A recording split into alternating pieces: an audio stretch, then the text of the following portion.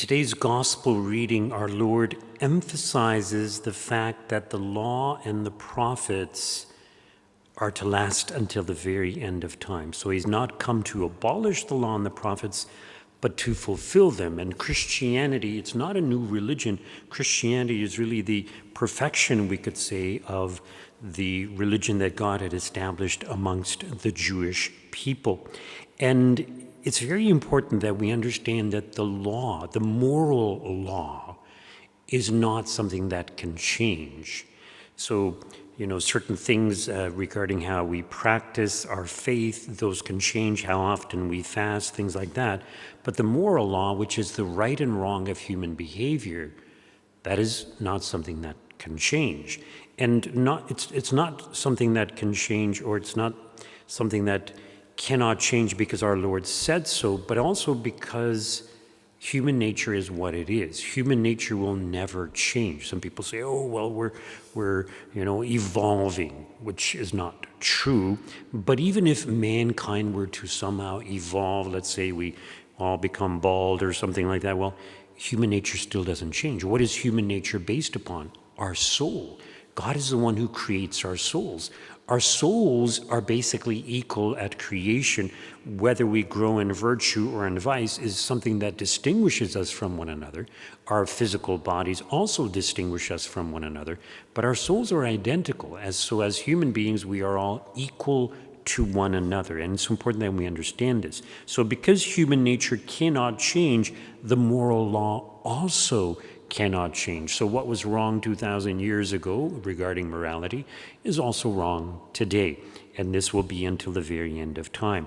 Now notice how our Lord goes on to say that, therefore whoever breaks one of the least of these commandments and teaches others to do the same will be called least in the kingdom of heaven.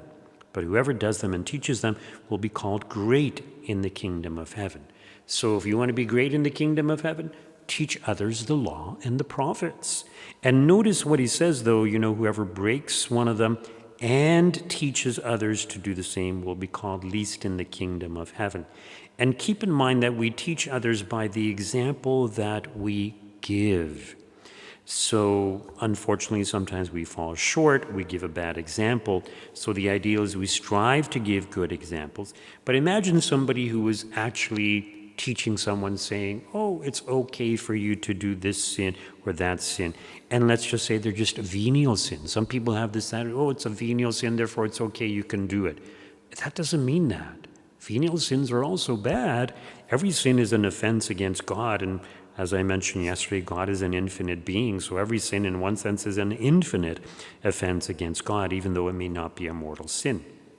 So why is it so bad to teach others to sin, or why is it so bad for us to commit even just a small, tiny sin?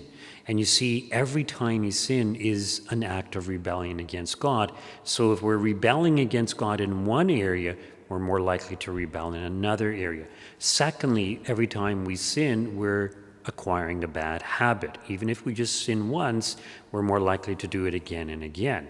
So we're developing an attitude of rebellion against God. We're developing bad habits, which means we're more likely to commit other sins and eventually, possibly even immortal sin. And because it's a rebellion against God, it's a manifestation of our pride.